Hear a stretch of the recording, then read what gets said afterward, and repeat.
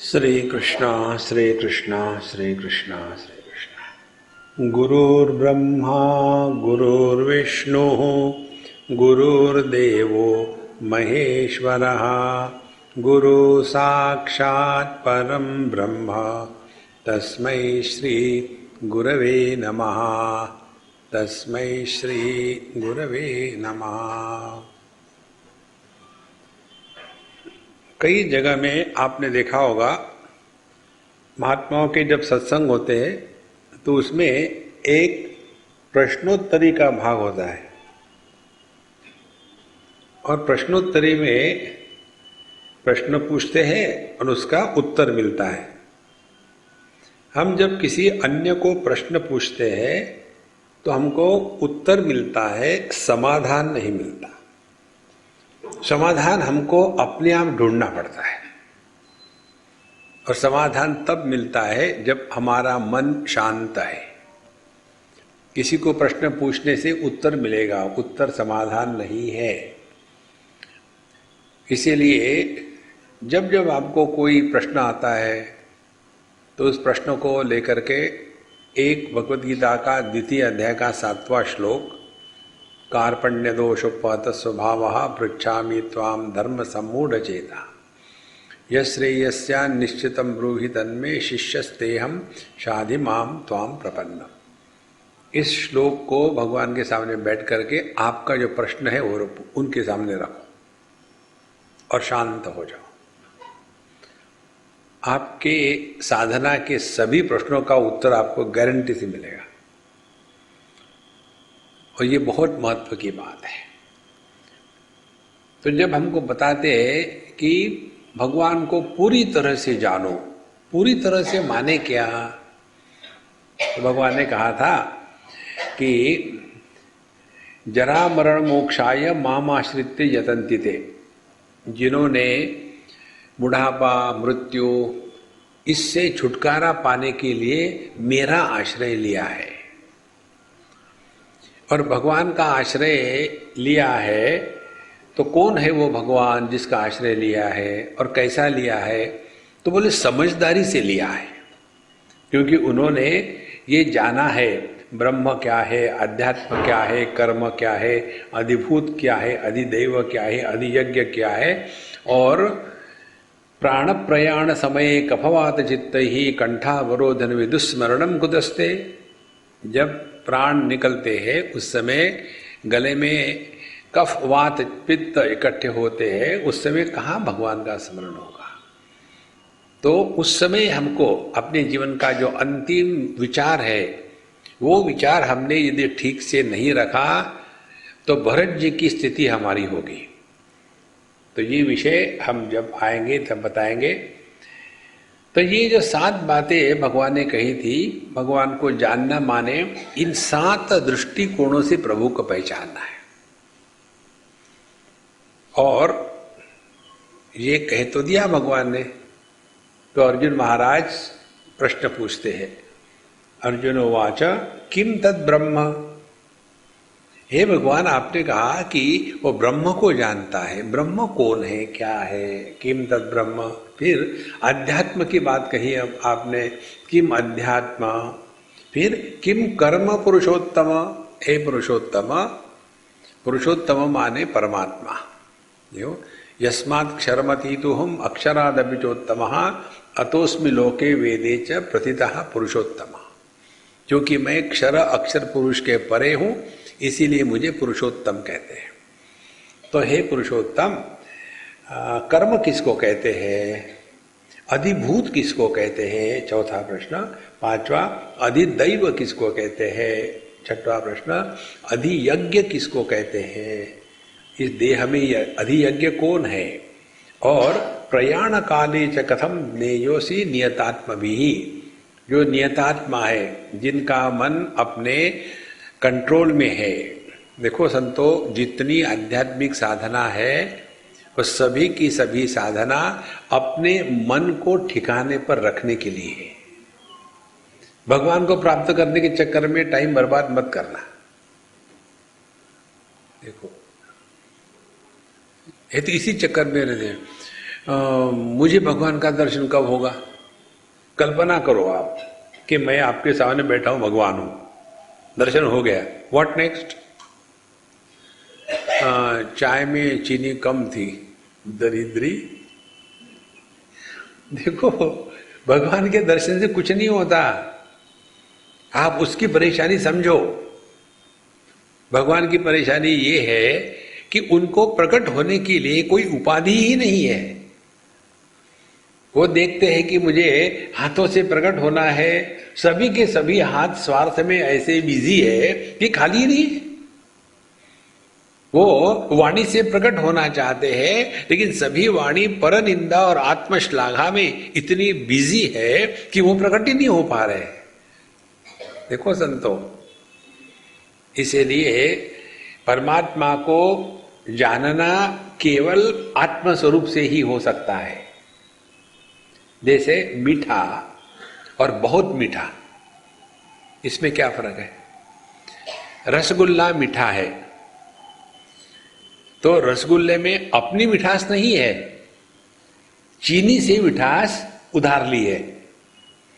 और चीनी कैसी है? बहुत मीठी है, क्योंकि मिठास चीनी का अपना गुण है। अब इसी सिद्धांत को लगा लो, आत्मा और परमात्मा, मीठा और बहुत मीठा, आत्मा और परमात्मा। तो हम में परमात्मा का अंश प्रकट हुआ है। माने रसगुल्ले में चीनी बाहर से लाई है, रसगुल्ले से मिठास निकाल डालो तो खाने की चीज होती है वो। इसी प्रकार से हम में से परमात्मा का अंश निकाल डालो तो शिव का शव हो जाता है। तो जब हम अपने इस आत्म स्वरूप को पहचानेंगे तो पता चलेगा कि यह एक ही तत्व सब में प्रकट हो रहा है, आत्मा ही परमात्मा है। जब तक कि ये बात अपने समझ में नहीं आएगी तब तक कि हम वही पाप पुण्य धर्म अधर्म जन्म मृत्यु इसी में फंसे रहेंगे। अच्छा, तो ये जो 7 प्रश्न पूछे अर्जुन ने, ब्रह्म क्या है, अध्यात्म क्या है, कर्म क्या है, अधिभूत क्या है, अधिदैव क्या है, अधियज्ञ क्या है, और मरने के समय हम परमात्मा का स्मरण किस प्रकार से कर सकते हैं, क्योंकि जो ज्ञानी है वो करते हैं, तो ये कैसे संभव है, ये हमको बताइए। अब इस प्रश्न पत्रिका के उत्तर में भगवान ने जो बताया है वो है 8वां अध्याय। अब एक एक प्रश्न का उत्तर देते। किम ब्रह्म, पहला प्रश्न। अक्षरम ब्रह्म परमम, दूसरा प्रश्न। अध्यात्म किसको कहते? स्वभावो अध्यात्म उच्यते, तीसरा प्रश्न।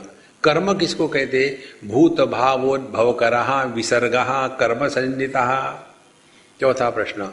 अधिभूत किसको कहते?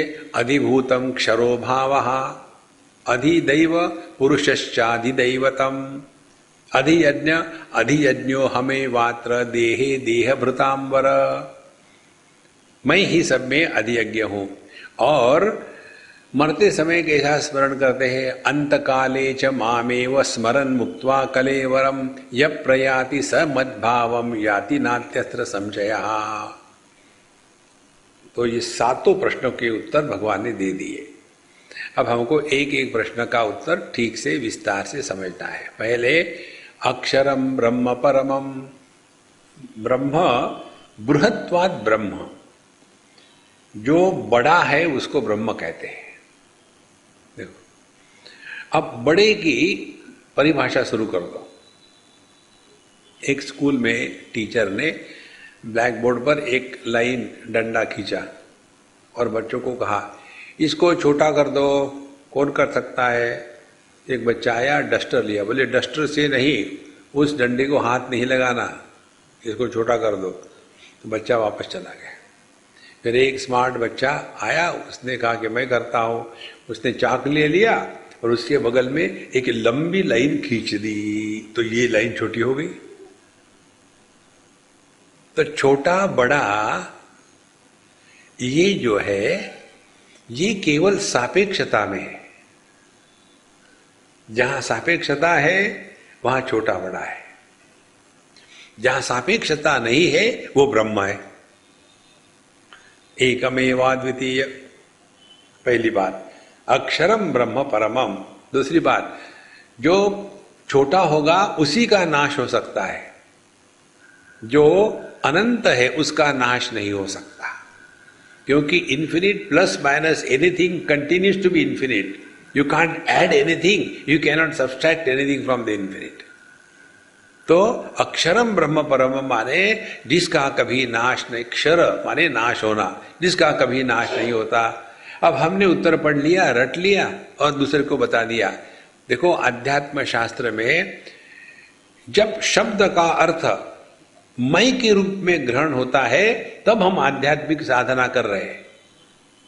उदाहरण ले लो, एक सज्जन, उनका नाम पुरुषोत्तम। अब इस पुरुषोत्तम जी के पत्नी को पूछो, पुरुषोत्तम जी, हाँ जी, ने पत्नी जी, हाँ जी, आप पुरुषोत्तम को जानते हैं? जानते हैं, मेरे कुंडली में बैठे हैं, जानते हैं। देखो, अच्छा इस पुरुषोत्तम के पुत्र को पूछो, आप जानते पुरुषोत्तम के? हिटलर को कौन नहीं जानता, बचपन से परेशान करके रखा है। अच्छा इस पुरुषोत्तम के सास को पूछो, आप जानते हैं पुरुषोत्तम को? ओ इतना बढ़िया जवाई तो किसको भी नहीं मिला, इसने मेरी बेवकूफ लड़की को भी स्वीकार किया, इससे और बढ़िया क्या हो सकता है। तो पुरुषोत्तम का अर्थ जवाई हो गया। किसी व्याकरण वाले को पूछो पुरुषोत्तम का अर्थ क्या है, पुरुषोत्तम जानते नहीं आप, ये षष्ठी तत्पुरुष समास है, उसका व्याकरण से तोड़ फोड़ करके सत्यानाश हो गया। देखो, और यदि भगवान के भगत को पूछो, स्वामी नारायण को पूछो, स्वामी नारायण के जो भगत लोग होते हैं ना, उनका भी बहुत बड़ा .com होता है यहाँ, उनको पूछो कि पुरुषोत्तम, हो स्वामी नारायण पुरुषोत्तम भगवान, अक्षर पुरुषोत्तम, कितने अर्थ हो गए पुरुषोत्तम के। अब जिसका नाम है उसको पूछो, पुरुषोत्तम मैं हूं ना।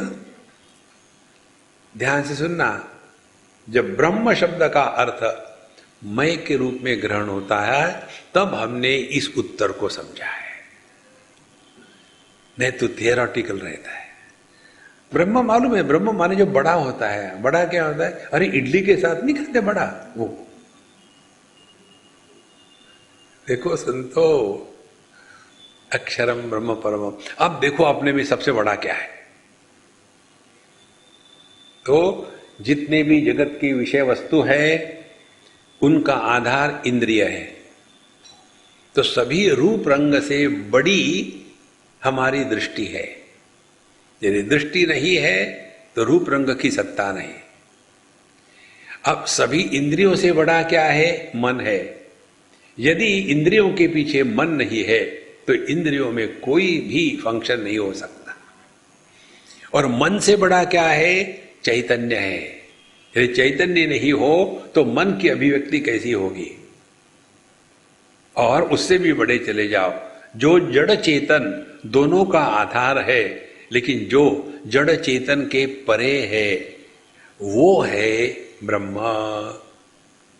अब देखो कहां पहुंच गया। पहले आपने जगत का त्याग कर दिया, इंद्रियों का त्याग कर दिया, मन का त्याग कर दिया, चैतन्य का त्याग कर दिया, और जिसका त्याग नहीं हो सकता, जो सबका आधार है, जिसमें मैं तू नहीं है, जिसमें first person, second person, third person ये चक्कर नहीं है, अक्षरम ब्रह्म परमम, ये अर्थ है ब्रह्म शब्द का। देखो, जैसे उदाहरण के लिए समझ लो, आदमी ब्रह्म है और यही आदमी जब अपने पिता के संदर्भ से लखाया जाता है तो उस आदमी को पुत्र कहते हैं। हैरी पॉटर है ना, हरिपुत्र है अकेले, वो हैरी पॉटर नहीं है, तो वो पुत्र है। उसी आदमी को पत्नी के संदर्भ से लिखाया जाए तो वो हो गया पति। उसी आदमी को यदि अपने पुत्र के संदर्भ से लिखाया जाए वो हो गया पिता। तो आदमी कौन है? आदमी पुत्र से भी बड़ा है, पति से भी बड़ा है, पिता से भी बड़ा है। आदमी नहीं है तो इन तीनों की सत्ता नहीं, लेकिन ये तीन नहीं है तो भी आदमी ज्यों का त्यों बना रहता है। तो ये जो अनेकता आई है यह औपाधिक है, ये वास्तविक नहीं है। देखो, जब मेरी पत्नी चली गई तो मैं जो पति दुखी था वो कहां गया? देखो संतो, इसीलिए जैसी सूक्ष्मता बढ़ेगी आपके ज्ञान की तब पता चलेगा ये जितनी बातें हैं ना, अरे यार अपनी ही बात हो रही है, किसी अन्य की बात नहीं हो रही है। बहुत पुरानी बात है, हम काफी छोटे थे उस समय, गंगा जी के किनारे अपने उत्तरकाशी के ऊपर जा रहे थे। उन दिनों में वो सब डैम वगैरह नहीं बने थे। तो एक बुढ़ाऊ बाबा जी जाड़े के दिन धूप में भगवत गीता शंकर भाष्य लेकर के बैठे थे। हम गए, प्रणाम किया और हमने कहा कि बाबा जी आपको क्या पढ़नी है भगवत गीता, आप क्या पढ़ रहे हैं? बोले मैं देख रहा हूं मेरे बारे में लोगों ने क्या क्या लिख के रखा है। कितनी बढ़िया बात है, लोगों ने मेरे बारे में क्या क्या लिख के रखा है। उनको ये डाउट नहीं था कि मैं ब्रह्म की बात कर रहा हूं। अक्षरम ब्रह्म परमम। अब देखो, ये जो मैं है ये ब्रह्म है, माने ध्यान से सुनना, एक ही आदमी तीन उपाधियों के कारण तीन प्रकार से कहा जाता है। इसी प्रकार से एक ही परमात्मा ईंट पत्थरों की उपाधि करी तो सत्ता के रूप में, पेड़ पौधों की उपाधि ली तो सत्ता और जीवन के रूप में, प्राणियों की उपाधि ली तो सत्ता जीवन और ज्ञान के रूप में, मनुष्य की उपाधि ली तो और आनंद लगा दो। इन सब का जो आधार है वह एकमात्र है, वो कभी नष्ट नहीं होता, अक्षर। देखो, वेदैश्च सर्वै अहमेव वेद्यः, यह जो मैं है, ध्यान से सुनना, यहां ये जो योगा वाले और जिन्होंने ये स्वीकार कर लिया है कि हर बॉडी में एक सोल होता है, उनको सोल करी फिर खानी पड़ेगी। देखो, हर शरीर में सोल नहीं होता, ये बहुत पक्की बात है। जिस दिन इसको डाइजेस्ट करोगे आप, मुक्त हो गए आप, फिर आपको कोई चक्कर नहीं है। देखो, ये जो लाइट है बल्ब में, ये बिजली की अभिव्यक्ति है, व्यक्ति नहीं है। हम में जीवन जो है यह परमात्मा की अभिव्यक्ति है, व्यक्ति नहीं है। आंखों में दृष्टि जो है यह व्यक्ति नहीं है, यह अभिव्यक्ति है। देखो, लेकिन फिर हमको ऐसा फंसा के रखा है इसमें, फिर हम शुरू करते हैं पापो हम पाप कर्मा हम, रोते रहो, जिंदगी में रोते रहो। इसीलिए हम आपको बता रहे हैं, हमको मैं से मुक्त होना है। मैं को आज तो कोई मुक्त नहीं कर सकता।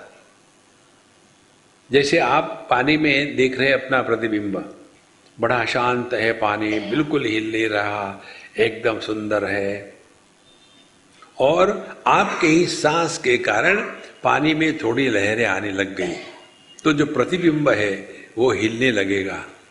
तो उस प्रतिबिंब को हिलने के कारण थकावट आएगी क्या? क्या उस प्रतिबिंब को पानी से निकाल लो, बेचारा खराब हो जाएगा, डालो छन्नी और निकाल दिखाओ। यदि वो होगा तब ना। और यदि वो पानी धूप के कारण यदि धीरे धीरे इवापोरेट हो जाता है तो उसमें का प्रतिबिंब कहां गया?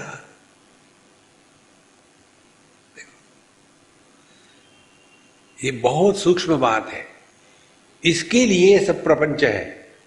अक्षरम ब्रह्म परमम, फिर स्वभावो अध्यात्म उच्चते, ध्यान से सुनना, हम लोगों में हर एक में दो बातें होती है, एक होता है स्वरूप और दूसरा होता है स्वभाव।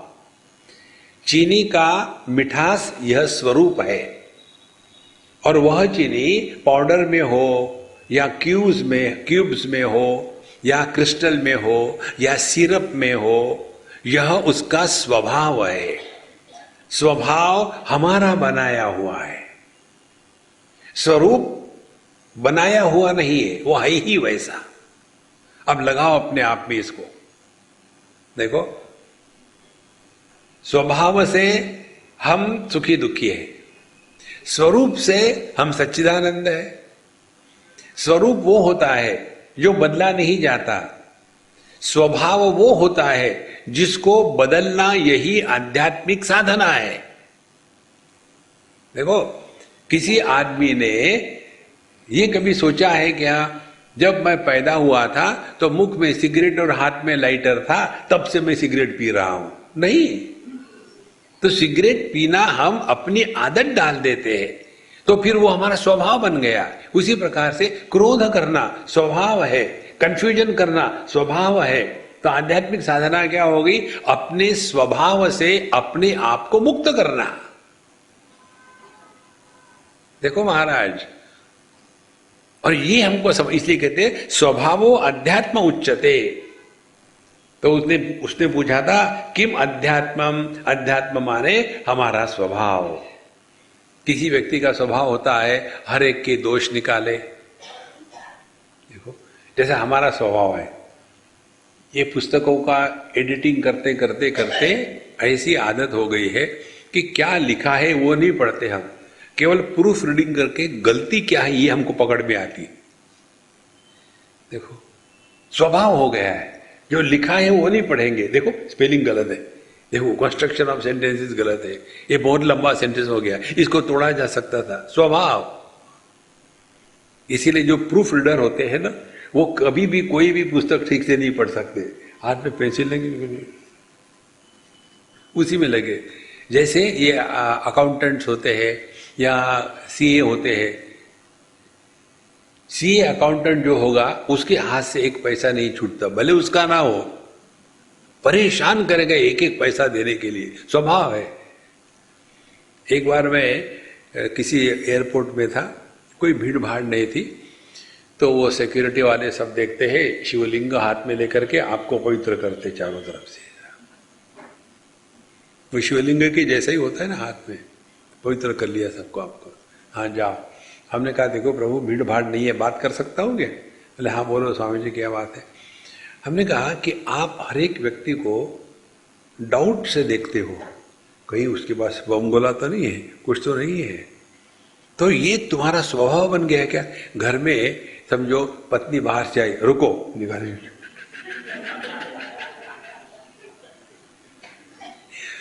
बच्चा लेट आया, फिर लिया डैड, रुको, ऐसा करते हो क्या? तो हंस पड़ा। बोले स्वामी जी आपने जो कहा मजाक में, लेकिन ये बात है, हम लोगों का स्वभाव बन गया है हर एक व्यक्ति को डाउट से देखना, स्वभाव। इस स्वभाव को हमको बदलना है। स्वभावो अध्यात्म उच्चते। इसीलिए अध्यात्म शास्त्र किसको कहते हैं? अध्यात्म शास्त्र माने अपने स्वभाव में परिवर्तन लाने की प्रक्रिया। जब स्वभाव में परिवर्तन आ जाएगा तो स्वरूप अपने आप प्रकट होगा। देखो, शब्द उच्चारण करना ये हमारा स्वभाव है। किसी ने पूछा नहीं पूछा, हम बोलते जाएंगे। अभी हम कहाँ से आ रहे थे, बंबई से यहाँ फ्लाइट से, तो फर्स्ट क्लास में ये एक बुद्धिस्ट मॉन्क थे, होंगे कि जापान के, चाइना के, कहीं के या कोरिया के होंगे, और उनके साथ उनका कोई बॉस वगैरह होगा। सामने बैठे थे, पूरे कितने 2 घंटे की फ्लाइट नॉन स्टॉप, माने मेरे प्रवचन से भी घटिया, नॉन स्टॉप चल रहा है। और उनकी भाषा समझ में आती नहीं, कंटिन्यूअसली चल रहा। तो मेरे बगल में जो, मुझे तो नींद आ रही थी, मुझे कोई फर्क नहीं पड़ा, तो मेरे बगल का आदमी मेरे तरफ देखता है। हमने कहा भाई कहाँ से आवाज आ रही है, क्या आकाशवाणी तो नहीं है? उन्हें नहीं, वो सामने बैठे हैं, वो दो ही आदमी है और बोले जा रहे हैं, बोले जा रहे हैं।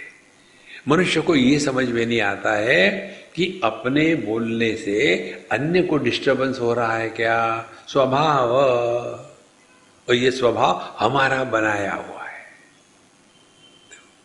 स्वभावो अध्यात्म उच्चते। तो ये दो प्रश्नों के उत्तर का अर्थ भगवान ने क्या बताया? अर्जुन, तुम साक्षात ब्रह्म हो, ये ढूंढना बंद करो। मुझे कब भगवान के दर्शन होंगे? When will I realize? देखो, ये तो ऐसे ही है कि अभी आप पापी हो और साधना होने के बाद पुण्यवान हो जाओगे। ये अध्यात्म नहीं है महाराज। आपको कुछ करना नहीं है। All spiritual practice is undoing all what you have been doing. It is not becoming someone, it is unbecoming whatever we have become so far. हम अच्छे हैं, बुरे हैं, पढ़े लिखे, अनपढ़े, पति है, पत्नी है, सास है, बहू है, और एक और जोड़ लिया, स्पिरिचुअल है। देखो संतो, ये बोझे को उतारना है। जिस दिन मुझे कुछ भी नहीं चाहिए, ये दृढ़ निश्चय हो जाएगा, उस दिन आप परमात्मा के साथ एक हो।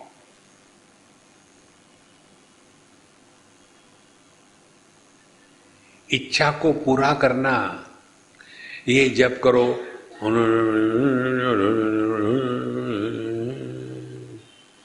क्या ये जब पूरा करने से आपकी इच्छा पूरी होगी? जहां इच्छा की पूर्ति, इसको अध्यात्म कहते हैं, वह अध्यात्म नहीं है। उपनिषद कहती है, यदा सर्वे प्रमुच्यन्ते कामा यस्य हृदि श्रिताः अथ मर्त्याः अमृतो होती अत्र ब्रह्म समश्नुते। जहां इच्छा को पूरा करना, ये अध्यात्म नहीं है। कोई भी मन में इच्छा नहीं है। ध्यान से सुनना, इच्छा रहित मन को कॉन्शियसनेस कहते हैं। Consciousness plus desire is equal to mind. आदमी plus wife is equal to husband. Husband minus wife is equal to आदमी। अब मुझे बताओ, ये हस्बैंड में से वाइफ को हटा देना माने उस वाइफ को मारने की जरूरत है क्या? फिर क्या करना है? Don't take her seriously, take her lightly. एक दिन एक पति सत्संग गए, जैसे आ गए, आने के बाद पत्नी ने दरवाजा खोला, तो जैसे दरवाजा खोला तो पति ने उठाया पत्नी को और किचन में ले गए। तो पत्नी बड़ी खुश, हनी आज आपके सत्संग में कुछ रोमांटिक बात बताई थी क्या? आप मुझे इतना प्यार से उठा के ले जा रहे हो। तो पति कहता है, हाँ, वहां के महाराज ने बताया अपना बोझा स्वयं ढोना चाहिए।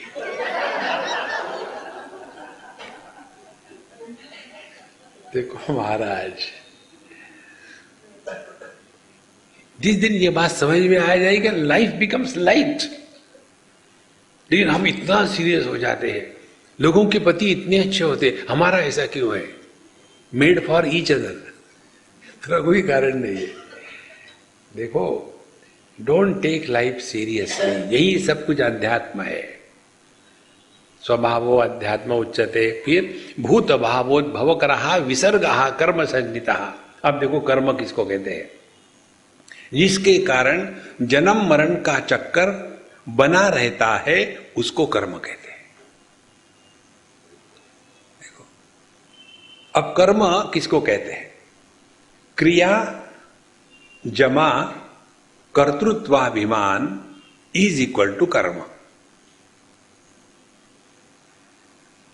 बहुत सिंपल है, कोई कठिन नहीं है।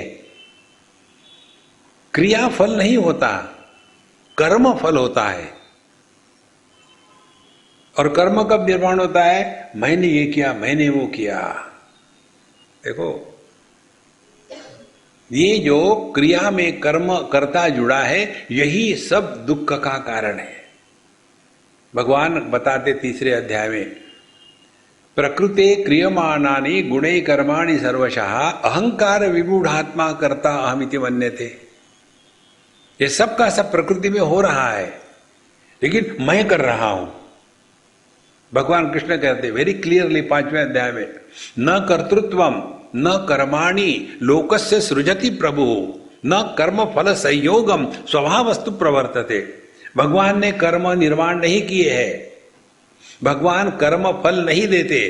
हम अपने ही बेवकूफी के कारण सफिशिएंटली मिजरेबल है, भगवान को कोई प्रयत्न करने की आवश्यकता नहीं। देखो संतो, तो ये जो कर्म जो है, यही है जिस क्रिया के साथ कर्तृत्वाभिमान जुड़ गया, कर्म हो गया।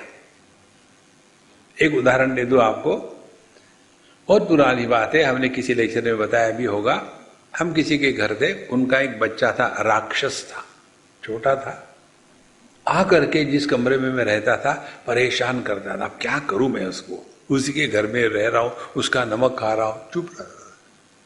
आपको लगता है स्वामी जी को बड़ा आराम से होता है, लेकिन हमारे जूते पहन के देखो कहाँ काटते हमको ही पता है।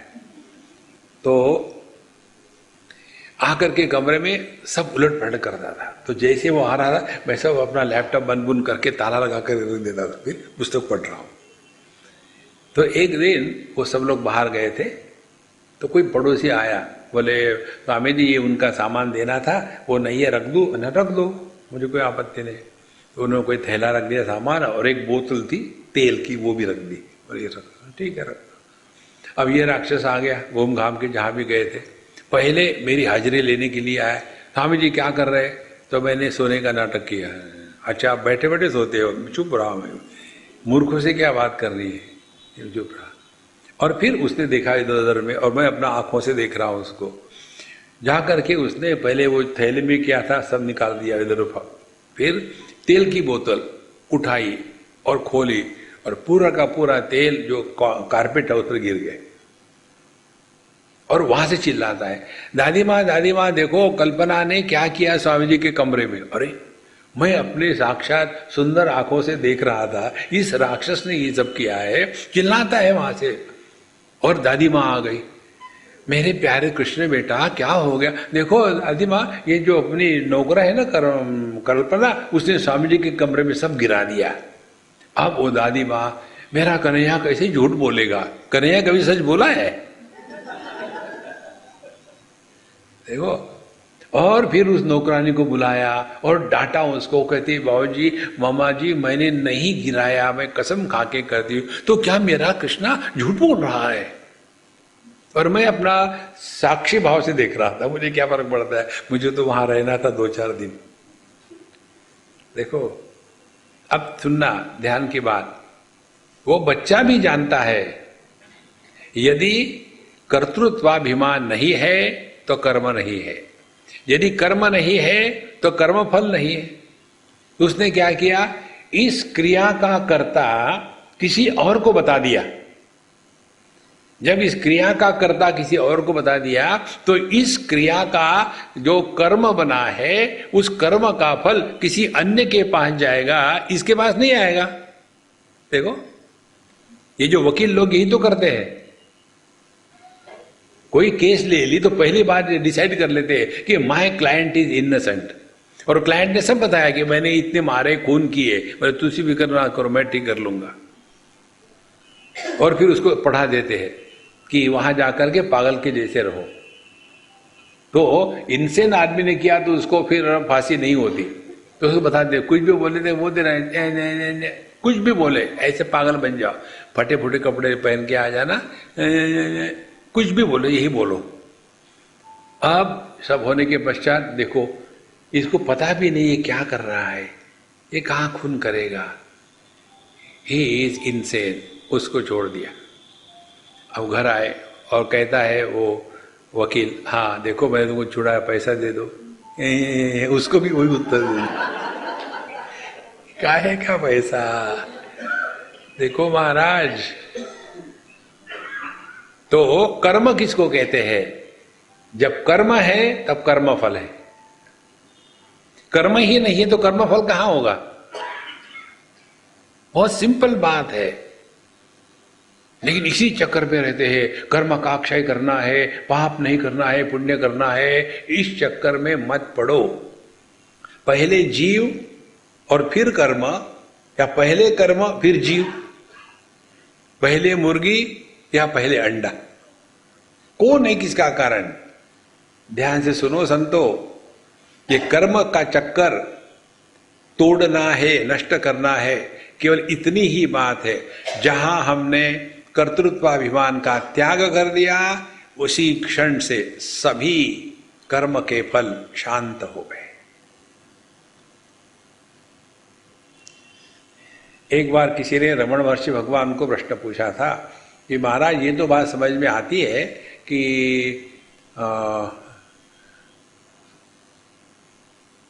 संचित कर्म नष्ट हो जाते हैं ज्ञान के बाद, लेकिन प्रारब्ध कर्म, आगामी कर्म, उसका क्या होगा? तो उन्होंने कहानी बताई। बोले एक अब्दुल करीम नाम का व्यक्ति था और वो 3 जगह में उसके ऑफिस थे, बम्बई में, दिल्ली में, कलकत्ते में, और 3 जगह में उनकी एक एक बीवी थी। तो सामान लेके जाने की जरूरत नहीं, हर जगह में अपना पूरा का पूरा सेटअप है। और एक बार वो कहीं गया, कलकत्ते गया, कलकत्ते जाने के बाद किसी कारण से वो मर गया। अब वो मरने के बाद क्या केवल कलकत्ते की बीबी विधवा होगी और बाकी 2 विधवा नहीं होगी? देखो, जब कर्तृत्वाभिमानी ही नहीं रहा तो काहे का संचित कर्म, काहे का प्रारब्ध कर्म, काहे का आगामी कर्म? देखो संतो, एक बात ध्यान से समझ लेना, इस कर्म से छुटकारा पाना है तो केवल इतना ध्यान में रखना, हमको अपने भूतकाल के बारे में कुछ भी करना संभव नहीं।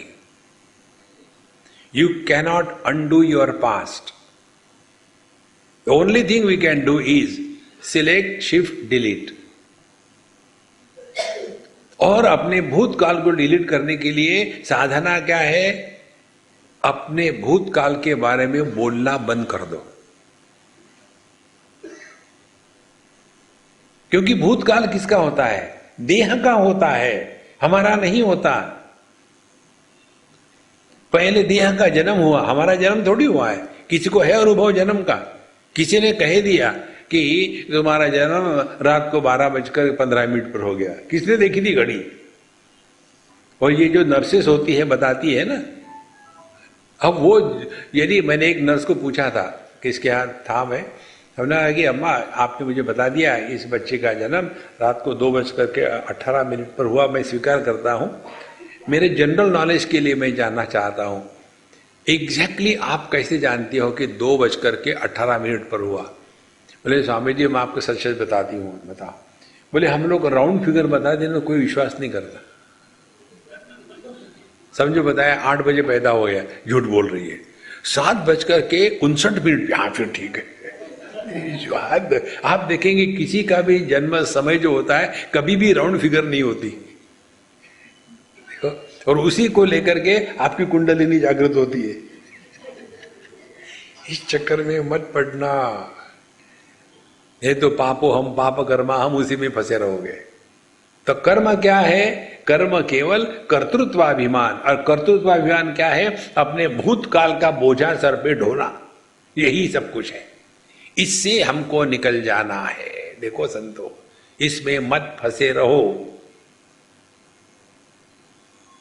ईगो इसी को कहते हैं। ईगो माने, देखो जब हम किसी अन्य से बात करते हैं तो क्या बात करते हैं? अपने भूतकाल की।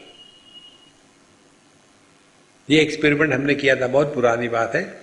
एक सज्जन ट्रेन में हमारे पास आके बैठे और हमको पूछने लगे कुछ, तो हमने कहा देखो प्रभु, हमारा नियम है जब हम यात्रा करते हैं तो हम भगवान का नाम लेते हैं, तो हम आपसे नहीं बात करेंगे, क्षमा करना, आप बताइए अपने बारे में। किसी भी बुढ़ाऊ को खुश करना है तो उनको उनके बारे में पूछो और सुनो मत।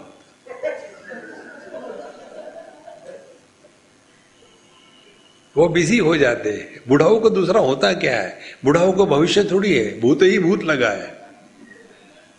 देखो, तो हमने वो टेक्निक इस्तेमाल करी, उनको चाबी भर के छोड़ दिया। अब वो शुरू हो गए।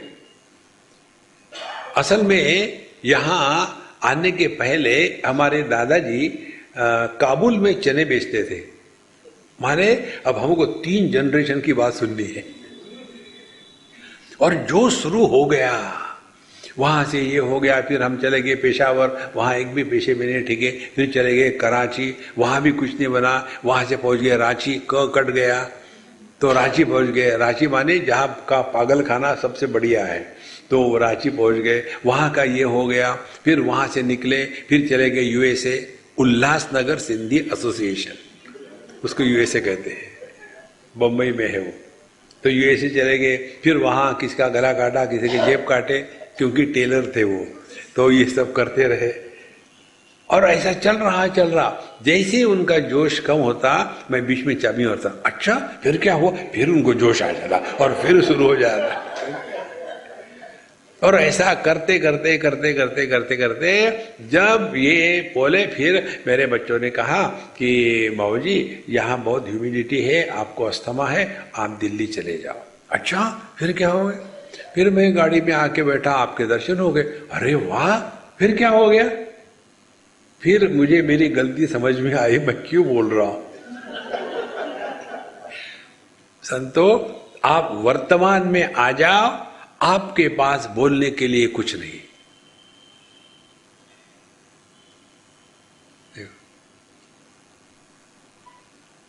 हम अन्य के साथ केवल अपने भूतकाल की बातें करते हैं और हम अपने साथ भविष्य काल की चिंता करते हैं। पता नहीं क्या आने वाले जा रही। चिंता क्या है, जो समस्या नहीं है उसके हल करने का प्रयत्न। यदि उन्होंने ऐसा कहा तो मैं ऐसे कहूंगा, वो कहेगा ही नहीं तुमको ऐसा। लेकिन खामोखाम परेशान रहते। This is how the mind doesn't want to die. मन को मरना नहीं है, इसलिए या तो वह भूतकाल के मुर्दों को उखाड़ता है या भविष्यकाल की चिंता को निर्माण करता है। ये दोनों को बंद कर दो, आप साक्षात परमात्मा हो।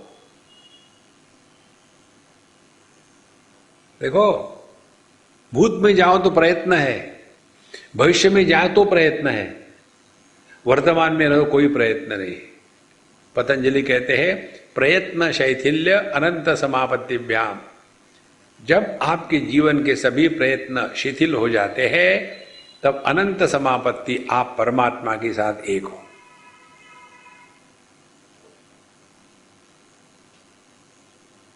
जहां जहां प्रयत्न है वहां वहां ईगो है, जहां प्रयत्न नहीं है वहां परमात्मा है। The sign of God realization is spontaneity in life.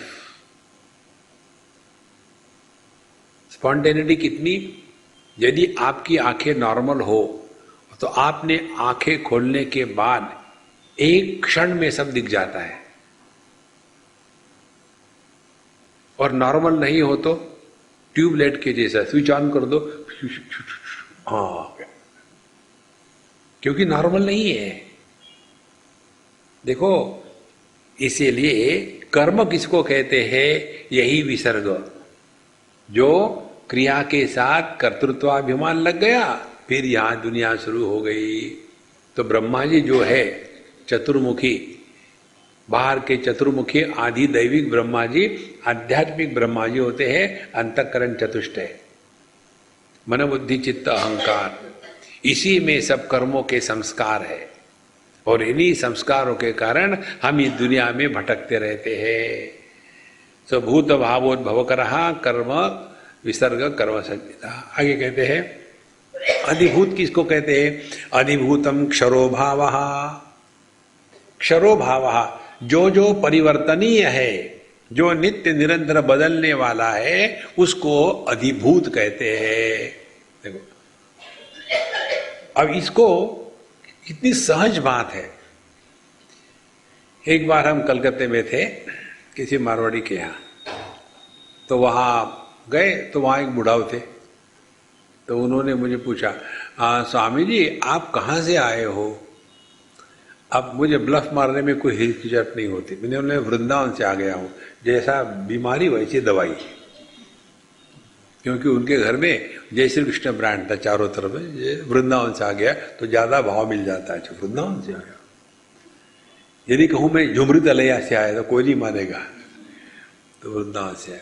तो आने के बाद, स्वामी जी वृंदावन कितना बदल गया है, 40 साल पहले क्या था आज क्या हो गया? तो मैंने कहा बाबू जी इधर आ जाओ। उनको मैं ले गया जहाँ हाथ धोते सिंक में, वहाँ ले गया। वहाँ एक आईना था। हमने कहा आईने में देखो 40 साल पहले ऐसा ही था क्या? What do you want to say? देखो जितनी आध्यात्मिक साधना है वो इसी जगत में वर्तमान में रहने वाली है। सब कुछ बदलता है, जो बदलता है वो अधिभूत है, और जो अधिभूत के चक्कर में फंसा है उस पर भूत चढ़ जाता है। देखो अधिभूतम क्षरो भावः। अब देखो क्या क्या अधिभूत है। दुनिया की सभी वस्तुएं बदल रही है। कहां तक के? हमारी जो राग द्वेष की स्थिति थी वो बदल रही है, हमारी प्रायोरिटीज बदल रही है, हमारी वैल्यूज बदल रही है, सब कुछ बदल रहा है। पहले जिसमें हमको इंटरेस्ट आता था, जैसे जैसे उम्र बदलती है उसमें इंटरेस्ट नहीं आता, हर चीज में। तो जो जो बदलता है उसको त्याग दो, और जो बदलता नहीं है उसको पकड़ो, तो आपको पता चलेगा। मत्तः स्मृति ज्ञानम अपोहरंच, मेरे ही कारण जागृत स्वप्न सुषुप्ति और समाधि है, लेकिन मैं ज्यों के त्यों। तो जो बदलने वाला है उसको रोकने का प्रयत्न करना व्यर्थ है। और ये अच्छी बात है। याद है आपको पुराने जमाने में कॉटन के कपड़े हुआ करते थे, जब से टेरिकॉट वगैरह नहीं आया तो कपड़े फटते थे तो आदमी नया खरीद भी सकता था। आजकल ये टेरिकॉट के कपड़े फटते ही नहीं। देखो आजकल देखोगे आप, फटे कपड़े पहनने वाले बहुत कम मिलते हैं। तो इतने सारे कपड़े इकट्ठे हो जाते, नए डिजाइन नए कपड़े, पुराने फटते ही नहीं। फिर उन्होंने फटे हुए कपड़े की पैंट बनाना शुरू कर दी और वो बन गए लेटेस्ट फैशन। देखो महाराज, तो जब कपड़े फटते नहीं वो तो फिर फेंकने का भी दिल नहीं होता। नहीं अभी तो अच्छे काम आएंगे, काम आएगी, घर में इतना इकट्ठा हो जाता है कूड़ा। अच्छी बात है, देह बूढ़ा हो रहा है, फेंक दो, फ्रेश लेंगे, नया देह लेंगे। क्या करोगे इस बुढ़ापे के देह में बैठ करके? अधिभूतम क्षरो भावः देहिनोस्मिन् यथा देहे कौमारम यौवनम जरा तथा देहांतर प्राप्ति ही धीरस्तत्र न मुह्यति। भगवान कहते हैं जैसे देह में अनेक बातें आ गई। पहले देह छोटा था, फिर वो टीनेज बन गया, फिर मिडिल एज बन गया, फिर बूढ़ा बन गया। इन सब में जो एक अखंड तत्व है उसको जिसने पहचाना है, वो देह टूट गया, निकल जाए, हु केयर्स। देखो संतो, यदि अपने को जीव मानोगे तो देह से निकल जाओगे, और यदि अपने को परब्रह्म परमात्मा के रूप में पहचान लोगे तो देह आप में आया चला गया। जैसे आकाश में बादल आते हैं, गरजते हैं, बरसते हैं, आकाश गिला नहीं होता। फिर बादल आते हैं, गरजते हैं, आकाश को कोई हानि नहीं होती। फिर अंधकार है, अंधकार से आकाश में डर निर्माण नहीं होता। और फिर निरभ्र आकाश है, उसमें आकाश को कोई खुशी नहीं होती। इसी प्रकार से बरसने वाले बादल जागृत अवस्था, गरजने वाले बादल स्वप्नावस्था, अंधकार सुषुप्ति अवस्था, निरभ्र आकाश समाधि, ये चारों चला चली का खेला कितने बार आके चले गए। चिदाकाश ज्यों का त्यों है, वह चिदाकाश अपना स्वरूप है। देखो कौन मरा, कौन पैदा हुआ, लेकिन इसी में ऐसे फंसे हैं। स्वामी जी मरने के बाद क्या होगा? Depends who are you. Hindu होंगे तो जलाएंगे, मुसलमान को दफनाएंगे। नहीं नहीं नहीं नहीं, नहीं वैसी बात नहीं। फिर मरोगे तो उस दिन छुट्टी होगी, लेकिन संडे के दिन मत मरना, छुट्टी खराब होगी। नहीं नहीं नहीं, वैसे नहीं। मरने के बाद सोल कहाँ जाता है? देखो ये इतनी ठोक ठोक के बाद दिमाग में गई है। ध्यान से सुनना, इसका तात्पर्य क्या है? तात्पर्य है ये कर्म का सिद्धांत, इसका तात्पर्य यही है हम सभी के सभी अपने जीवन के दुख के लिए अन्य को बदनाम करने में एक्सपर्ट है। मैं यदि सास हूं तो मेरे दुख का कारण मेरी बहू, यदि मैं पति हूं तो मेरे दुख का कारण मेरी पत्नी। बिल्कुल सिंपल गणित है, कोई कठिन नहीं है। तो इसका प्रभाव क्या होगा कि सास बहू को सुधारने का प्रयत्न करेगी, असंभव है।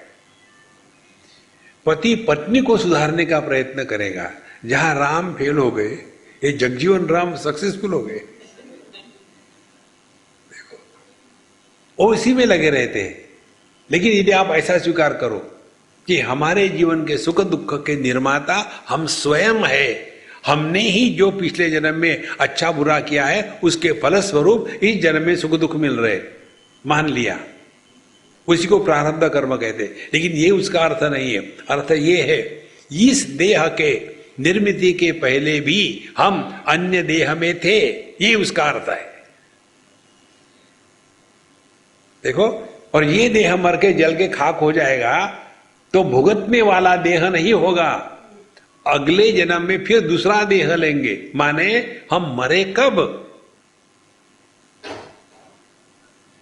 यदि कर्म के सिद्धांत को स्वीकार कर लो तो व्यक्ति के अंतःकरण से मृत्यु का भय हमेशा के लिए निकल जाता है।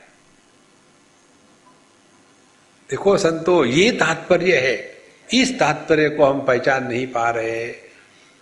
तो अधिभूतम क्षरो भावः पुरुषश्चाधिदैवतम। अब आधिदैवत क्या है? पुरुष माने जिसको हम लोग जीव कहते हैं, यह पुरुष है। देखो ध्यान से सुनना, मेरा चश्मा आपको नहीं देख रहा है, चश्मे के पीछे आंखें हैं। आंखें नहीं देख रही है, आंखों के पीछे मन है। मन नहीं देख रहा, मन के पीछे मन को धारण करने वाला मैं देख रहा है। जिस ज्ञान में ज्ञाता पैदा होता है, जिस भोग में भोक्ता पैदा होता है, जिस कर्म में कर्ता पैदा होता है, उसको यहां पुरुष कहा है। ध्यान से सुनना, पुरुष शब्द का अर्थ दो प्रकार से बताते हैं भगवान शंकराचार्य। एक है पूर्णत्वाद पुरुषः, जो पूर्ण है, परमात्मा है, उसको पुरुष कहते हैं। दूसरा अर्थ है पुरी शयनात् पुरुषः, जो पूर्ण होते हुए भी देह के माध्यम से प्रकट हो रहा है, उसको भी पुरुष कहते हैं। ध्यान से सुनना, बिजली अखंड है, अनंत है। बिजली का कोई रूप रंग आकार गंध स्पर्श कुछ भी नहीं है, अनंत बिजली। यह अनंत बिजली बल्ब के माध्यम से प्रकाश के रूप में प्रकट हो रही है। अब इस बल्ब में दो बातें हैं, एक बिजली और दूसरी बिजली की अभिव्यक्ति। और बिजली है या नहीं है ये कैसे पता चलेगा? यदि प्रकाश प्रकट हुआ या नहीं हुआ। देखो, आज तक किसी ने बिजली नहीं देखी। जिस बल्ब में लाइट है वहां भी बिजली है, जिस बल्ब में लाइट नहीं है वहां भी बिजली है। नहीं जी, ऐसा कैसा हो सकता है? अच्छा, तो वहां से बल्ब निकालो और अपनी उंगलियां डाल के देखो, तो दोनों में क्या फर्क है? एक बल्ब में बिजली को प्रकाश में प्रकट करने की क्षमता है, दूसरे बल्ब में बिजली को प्रकाश के रूप में प्रकट करने की क्षमता नहीं है।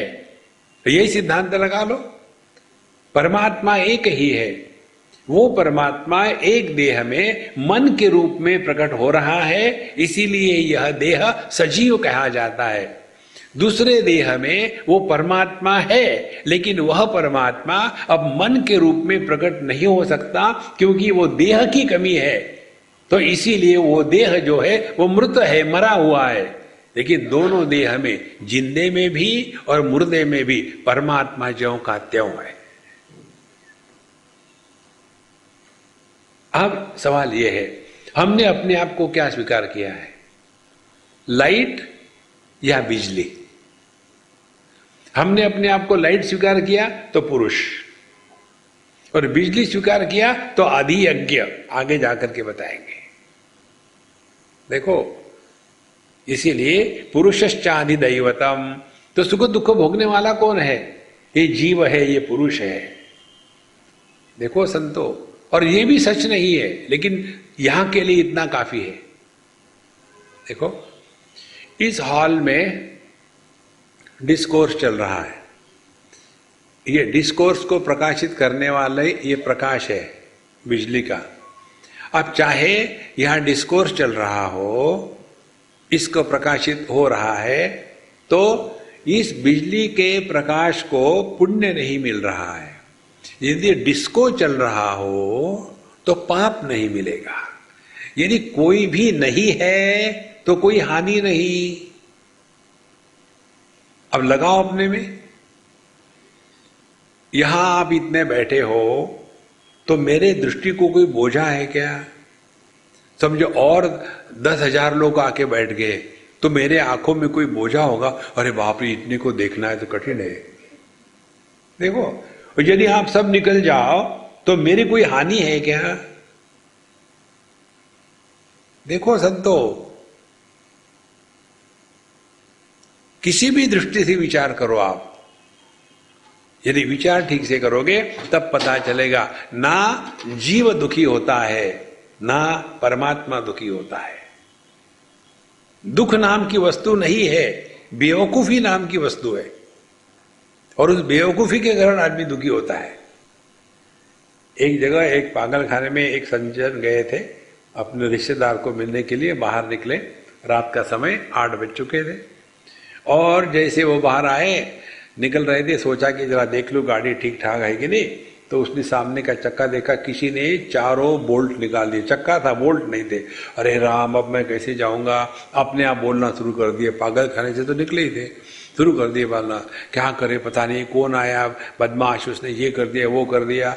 वहां एक पागल आदमी खाना खाने के बाद शतपावली कर रहा था, घूम रहा था।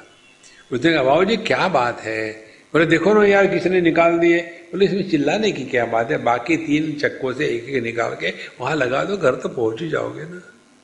बोले यार तू तो बड़ा जीनियस है। बोले नहीं जी, मैं तो पागल हूं, देखो मेरी आईडी, मैं तो खानदानी पागल हूं, मेरी आईडी है, मैं ठीक नहीं हूं। बोले नहीं नहीं, ये कैसे हो सकता है, तुमने इतना अच्छा बताया। बोले पागल मैं हूं, बेवकूफ मैं नहीं हूं। बेवकूफ आदमी दुखी होते हैं। देखो महाराज, तो ये आज के इसमें इतना भी याद रखना था बहुत है। भगवत गीता याद रखो ना रखो, जब दुखी हो गए दर्पण के सामने खड़े हो जाओ, क्यों बेवकूफ? देखो महाराज, दुखी होने का कोई कारण नहीं है। जैसे ना तो ये प्रकाश यदि भगवान की मूर्ति को प्रकाशित कर रहा है तो वो पुण्य कर्म नहीं है, और यदि यही प्रकाश टॉयलेट में गंदगी को प्रकाशित करता है तो पाप कर्म नहीं है महाराज। लेकिन हम प्रश्न पूछते हैं, ये बल्ब भगवान के मंदिर में कैसे आ गया, वो बल्ब टॉयलेट में कैसा चला गया? प्रश्न, अब प्रश्न गलत होगा तो उत्तर कहाँ ठीक होगा? उत्तर बताते, देखो इसने जो है ना पिछले जन्म में बहुत सत्कर्म किए होंगे, इसीलिए मंदिर में आ गया। इसने महापापी टेररिस्ट होगा, इसीलिए टॉयलेट में आ गया। अब बातें हो ही रही है, उतने में भगवान का बल्ब फ्यूज। अरे राम, लेकिन ये ऐसा क्यों हो गया? देखो, भगवान तो अच्छों को उठा लेते हैं जो खराब है वही यही रहते हैं। नहीं, वो तो सब ठीक है, लेकिन अब पूजा कैसे होगी? अब क्या करें? ऐसा करो, बाथरूम का बल्ब निकाल करके यहाँ लगा। अब वो बल्ब यहाँ लगा दिया। ये कैसा हो गया? कोई पुण्य कर्म फलित हो गए हो अरे भैया, बेवकूफी की कोई हद है?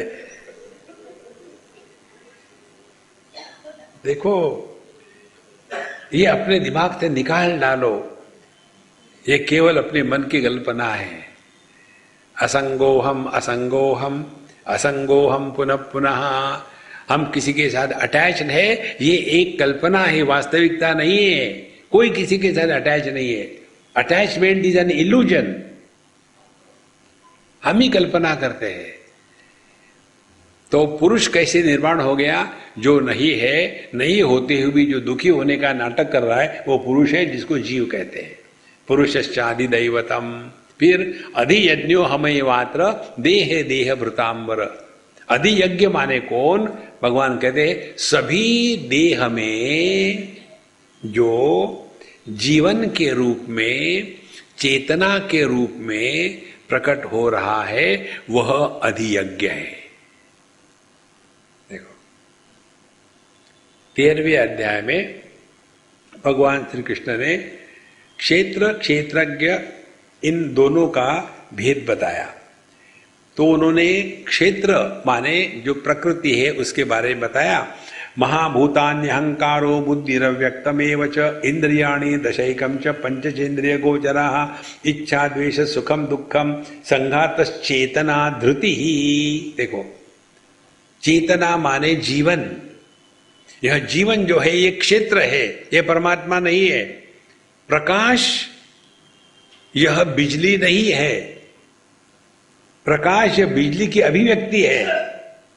चेतना परमात्मा नहीं है। चेतना परमात्मा की देह में अभिव्यक्ति है।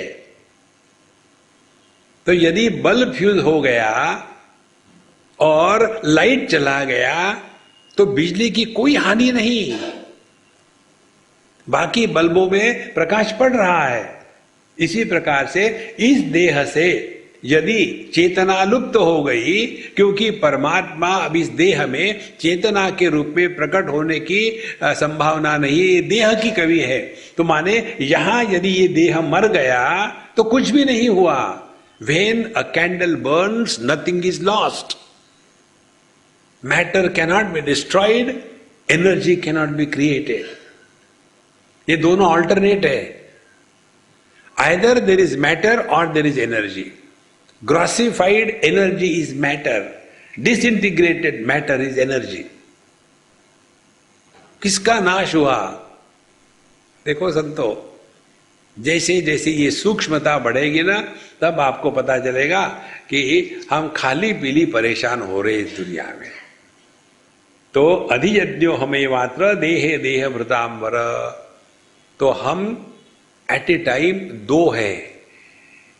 ये मुंडकोपनिषद में मंत्र आएगा, द्वा सुपर्णा सयुजा सखाया समानम वृक्षम परिशश्व जाते तयो अन्यः पिप्पलम स्वादुमत्ति अनश्नन अन्यः अभिचाकशेति। एक ही पेड़ पर दो पक्षी बैठे हैं, एक जैसे दिखते हैं। उसमें से एक पक्षी वो है, उस पेड़ के फल को चखता है, अच्छा निकला तो फुदकता है, खट्टा निकला तो रोता है। लेकिन दूसरा पक्षी किसी भी फल को नहीं चखता, अपने मस्ती में मस्त है। तो ये जो अपने मस्ती में मस्त है, यह अधियज्ञ सब में सामान्य है। और यह जो अधिदैव पुरुष है, जो जीव बन करके तादात्म्य कर लेता है देह के साथ और अपने आप को स्त्री पुरुष मान करके, पति पत्नी मान करके, सास बहू मान करके दुखी हो रहा है। महाराज, इस प्रकार से परमात्मा को पूरी तरह से जानना है। तो अधियज्ञो हमें मात्र देह देह भृतांबर। फिर अंतकाले च मामेव स्मरन् मुक्त्वा कलेवरम यः प्रयाति समद्भावं याति नास्त्यत्र संशयः यं यं वापि स्मरन् भावं त्यजत्यन्ते कलेवरम तम तमेवैति कौन्तेय सदा तद्भाव भावितः। और अंतकाले जब इस देह का त्याग होने का समय आता है, उस समय जिस प्रकार का भाव वृत्ति के द्वारा हमारे मन में अंतिम भाव निर्माण होता है, वो हमारे अगले जन्म की ब्लूप्रिंट होती है। देखो, आप लोगों ने भागवत कथा सुनी है, उसमें एक कथा आती है राजा भरत की। राजा भरत को वैराग्य हो गया, चले गए तपस्या करने के लिए, और वहां जाने के बाद एक दिन एक छोटा हिरण का बच्चा गर्भ से गिर गया पानी में उनके सामने। तो उन्होंने उस बच्चे को उठाया और उसको दूध पिलाया रखा। धीरे धीरे उस हिरण के बच्चे के साथ वो बड़े आसक्त हो गए, इतने आसक्त हो गए कि बस पूजा पोथी सब करना बंद हो गया। अब उस बच्चे में फंसे हैं, जैसे दादाजी लोग पोतों में फंसते हैं, उस प्रकार से सब कुछ छूट जाता है। धारणा नहीं, ध्यान नहीं, अध्ययन नहीं, 24 घंटे बेटा ऐसा है, बेटा ऐसा है, ही वो भी परेशान है, ये भी परेशान है। उनका भी वैसा ही हुआ। और जब वो हिरण का बच्चा जवान हो गया, अपने प्रकार के प्राणियों में एक दिन भाग गया। जब वो भाग गया, अब ये ऋषि मुनि वहाँ तपस्या करने के लिए गए थे और परेशान, मेरा बेटा कहाँ होगा, उसने कभी अपने हाथ से तोड़ के घास नहीं खाई थी, मैं ही उसको फीड करता था, मैं ही उसको दूध पिलाता था, उसका क्या होगा, दूसरे जानवर उसको मार तो नहीं देंगे, मेरा हिरन बेटा। और एक दिन हिरन का स्मरण करते करते मर गए। दूसरे जन्म में हिरण के देह को प्राप्त हो गए। कहानी खत्म नहीं हुई। जो लोग 24 घंटे कुत्ते के चक्कर में बैठे रहते हैं, और देखो, कुत्ते को कुत्ता नहीं कहते हैं, ये कुत्ता शब्द मनुष्य के लिए रिजर्व रखा है। जितने भी ये कुत्ते वाले होते हैं ना, ये अपने कुत्ते को डॉगी कहते हैं। डॉगी कहने से कुत्ते को रिस्पेक्ट मिलता है। और 24 घंटे, my dog is so sweet, you know, he recognizes me, he loves me so much, you know, I don't have to take a wash, he comes and cleans everything, you know, dirty fellows. All the time 24 घंटे वही कुत्ता उसी को लेके सोते हैं। वो हमने देखा है, कुत्ते के साथ सोते हैं, इतना प्यार कुत्ते से, और 24 घंटे एक ही विचार। एक बार मैं वॉलंटियर बनकर के, अमेरिका की बात है, वहां गया था सीखने के लिए क्या होता है। तो मुझे एक हॉस्पिटल में बता दिया, आप इस बेड के पास चले जाओ, वहां आपको उस पेशेंट से सुनना है, बोलना नहीं, सुनना है। ठीक है, हम गए, बैठे, मैंने कहा, अम्मा how are you, I am not your mother, you are a volunteer, sit down and listen to me. मैं सुन लिया, शुरू कर दिया, क्या, अपने कुत्ते के बारे में 45 मिनट में, जैसे रामायण हो कुत्ता यंड सुनते रहा, केवल उसी के बारे में, दूसरा कोई विषय नहीं। अब ऐसा जो व्यक्ति है, मरते रमते, doggy doggy, and then when I will die I don't know what will happen to my doggy. तो अगला जन्म वाओ वाओ वाओ वाओ, अगला जन्म कुत्ते का बनेगा। यम यम वापि स्मरन् भावम त्यजत्यन्ते कलेवरम तम तमेवैति कौन्तेय तद्भाव भावितः। तो करना क्या है हमको? नित्य निरंतर परमात्मा का स्मरण करना है। ध्यान से सुनना, मृत्यु के समय सब प्रयत्न समाप्त हो जाते हैं। मृत्यु के समय आपका प्रयत्न काम में नहीं आएगा। मृत्यु के समय वही काम में आता है जो बिना प्रयत्न के हो रहा है। और बिना प्रयत्न का कुछ यदि हो सकता है तो अभी से ट्राई करो, सांस के साथ, बहु वाली सांस नहीं, सांस के साथ भगवान के नाम को जोड़ लो। हवा जब अंदर जाती है तो मन ही मन हरि, जब बाहर निकलती है ओम हरि ओम हरि ओम हरि ओम। ये अभ्यास यदि आप सिंसियरली करोगे तो इसी का अजपा जप शुरू हो जाता है, जिसको सोहम साधना कहते हैं। तो ये परमात्मा का नाम अखंड चलता रहे। एक पंजाबी लड़की दिल्ली में या बम्बई में थी, अभी नहीं रही, वो 40-45 साल की थी, उसको कैंसर हो गया। तो उसकी सिस्टर हमारी बड़ी क्लोज थी, तो उसने मुझे कहा स्वामी जी ऐसा ऐसा, हम जाके उसको मिले तो उसको अच्छा लगेगा। मैं गया उसको मिलने के लिए, वो बिस्तर पर पड़ी थी। उसने मुझे कुछ भी नहीं पूछा दुनिया के बारे में। बोले स्वामी जी अब मेरा ये आखिरी समय है, अब मुझे बताइए मैं क्या करूं, वही मैं करूंगी। तो मैंने कहा मम्मा तुम पढ़ी रहती हो ना? बोले हाँ। मैंने पढ़े पढ़े ही जोर से हो सके जोर, तो मन से जैसा भी हो सके ये शुरू कर देना।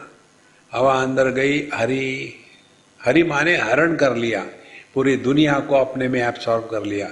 ओम माने फिर प्रकट कर लिया। ये अखंड चल रहा है, अव्यक्त व्यक्त अव्यक्त व्यक्त, अव्यक्तादीनि भूतानि व्यक्त मध्यानि भारत, अव्यक्त निधनान्येव तत्र का परिदेवना। जागृत अवस्था व्यक्त होती है, फिर सुषुप्ति अवस्था में वो अव्यक्त हो गई, फिर व्यक्त हो गई, फिर अव्यक्त हो गई। यहाँ ना कोई मरता है ना कोई पैदा होता है, ये अखंड चल रहा है। इसके साथ भगवान के नाम को जोड़ लो। देखो बहुत सिंपल साधना है। तो ये करते करते जब आप केवल एक ही शॉर्ट मंत्र इस प्रकार से लगा लो, ध्यान से सुनना, सांस क्रिया शक्ति है और भगवान का नाम मन में लेना यह ज्ञान शक्ति है।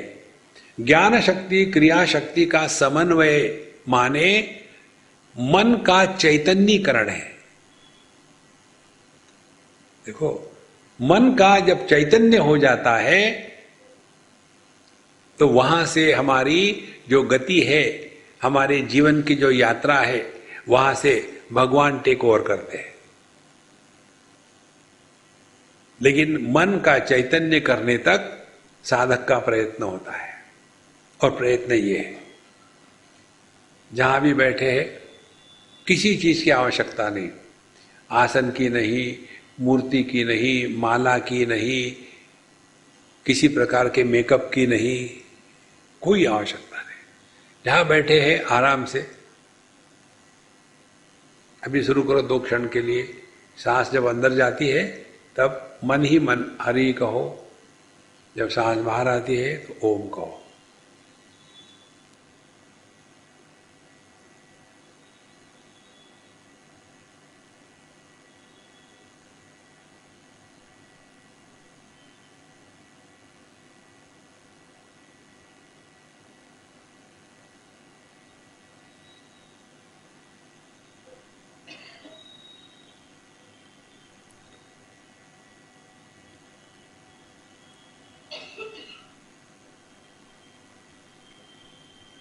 है ना आसान?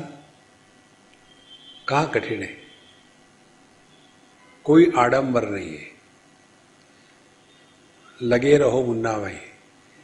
ओम पूर्णमदः पूर्णमिदं पूर्णात् पूर्णमुदच्यते पूर्णस्य पूर्णमादाय पूर्णमेवावशिष्यते।